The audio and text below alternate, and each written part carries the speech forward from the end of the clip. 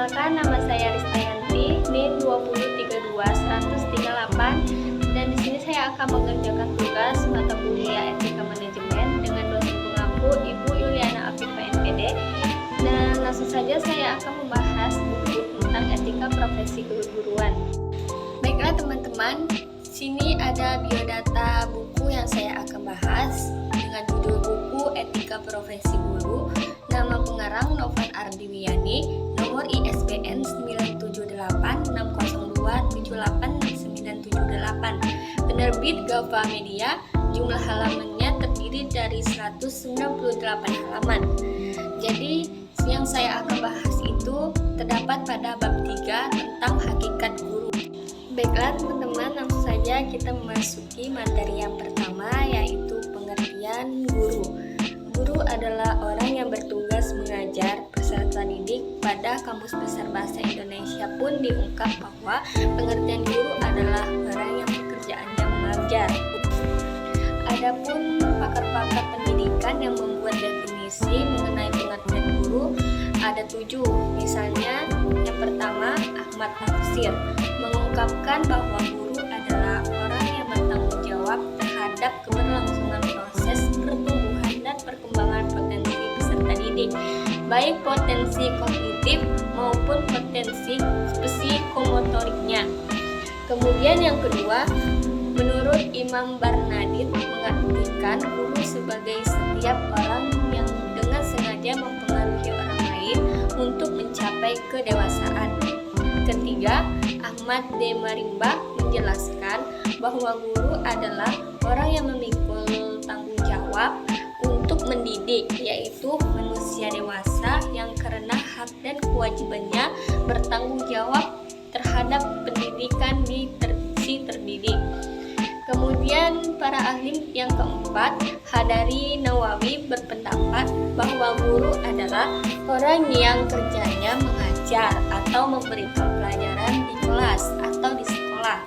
Kemudian yang kelima, Ahmad Janan Asifuddin berargumen bahwa guru adalah orang yang mengajar dan mentransformasikan ilmu serta menanamkan nilai-nilai terhadap peserta didik.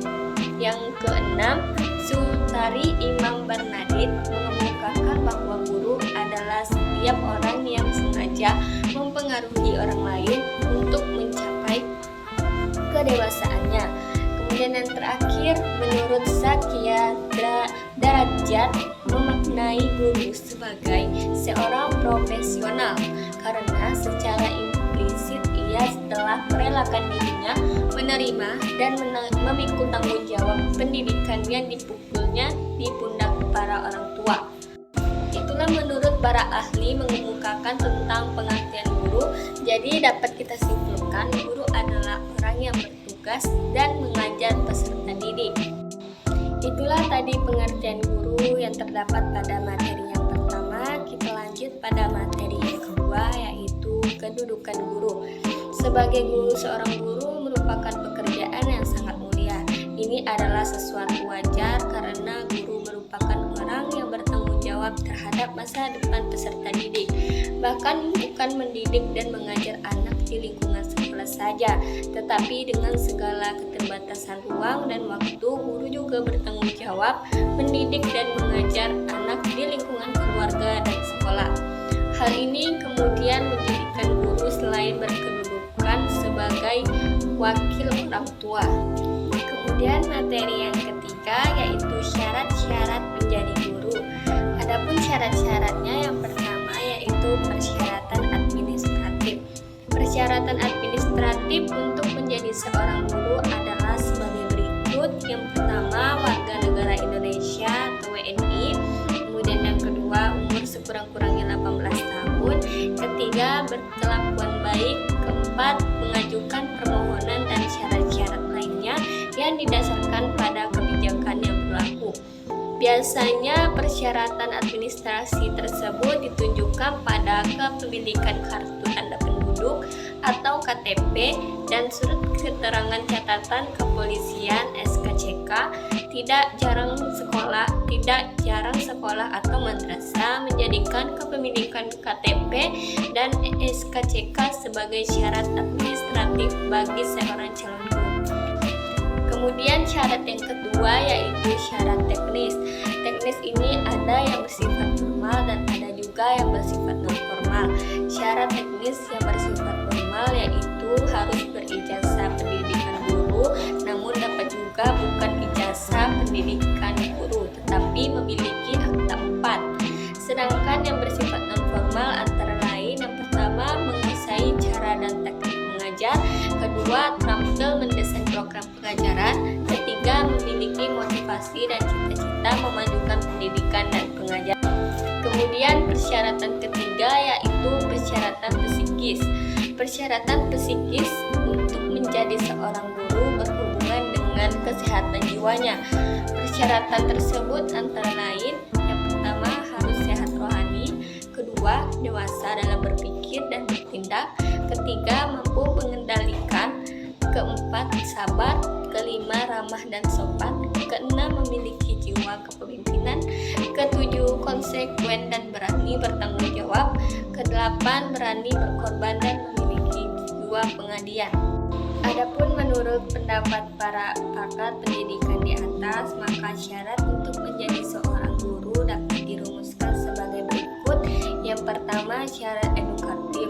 Syarat edukatif ini berhubungan dengan keikutsertaan seseorang sebagai calon guru dalam mengikuti kegiatan pendidikan secara formal di Fakultas Keguruan dan Ilmu Pendidikan atau Fakultas Tarbiyah yang diselenggarakan oleh perguruan tinggi baik negeri maupun swasta. Kemudian yang kedua, syarat administratif. Untuk menjadi guru, setidaknya seseorang harus memiliki ijazah dan fakultas keguruan ilmu pendidikan. Dan yang ketiga, syarat normatif.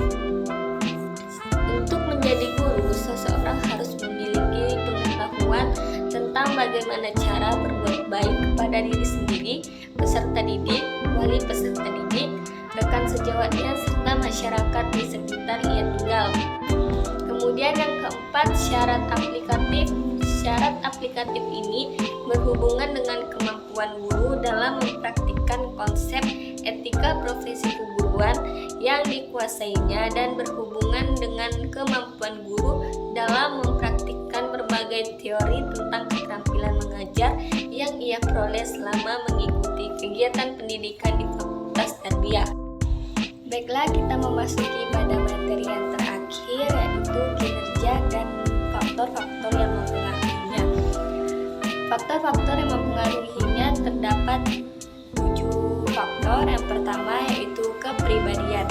Setiap orang sudah barang tentu memiliki ciri-ciri pribadi termasuk juga guru. Ia memiliki ciri-ciri pribadi tertentu dan inilah kemudian yang akan membedakan kepribadian antara guru satu dengan guru yang lainnya. Kemudian yang kedua, keterampilan mengajar. Kemampuan atau keterampilan yang bersifat khusus yang harus dimiliki oleh guru, dosen, instruktur atau media suara agar dapat melaksanakan tugas mengajar secara efektif, efisien, dan profesional. Kemudian faktor yang ketiga, keterampilan berkomunikasi. Komunikasi merupakan aktivitas dasar manusia. Dengan berkomunikasi, manusia dapat saling berhubungan dengan satu sama lain dalam kehidupan sehari-hari di lingkungan keluarga, di lingkungan masyarakat, dan berbagai tempat. Yang keempat, keterampilan berhubungan dengan masyarakat. Masyarakat merupakan mitra bagi sekolah. Sekolah juga merupakan mitra bagi masyarakat. Eksistensi suatu sekolah akan sangat dipengaruhi oleh masyarakat. Kualitas masyarakat bagi SDM bangsa juga akan sangat dipengaruhi oleh eksistensi sekolah. Yang kelima, kedisiplinan. Kedisiplinan merupakan perilaku yang selaras dengan aturan-aturan ataupun tata tertib. Yang keenam, kesejahteraan. Kesejahteraan guru tidak hanya terkait dengan gajinya atau honornya saja. Kesejahteraan guru sebenarnya terkait pula dengan kenyamanan kenyamanan guru dalam bertugas serta kesehatan guru. Yang terakhir yaitu budaya kerja. Pada Kamus Bahasa Indonesia, budaya secara bahasa diartikan sebagai pikiran, akal budi, adat istiadat, dan sesuatu yang sudah menjadi kebiasaan yang sukar diubah. Jadi budaya dan kerja dapat diartikan sebagai kebiasaan yang sudah lazim dilakukan oleh seseorang ketika bekerja. Dalam konteks buku ini, budaya kerja adalah berbagai kebiasaan positif yang dilakukan oleh guru ketika melaksanakan tugasnya di lingkungan sekolah. Baiklah teman-teman, itu saja yang bisa saya sampaikan pada buku Etika Profesi Keguruan ini.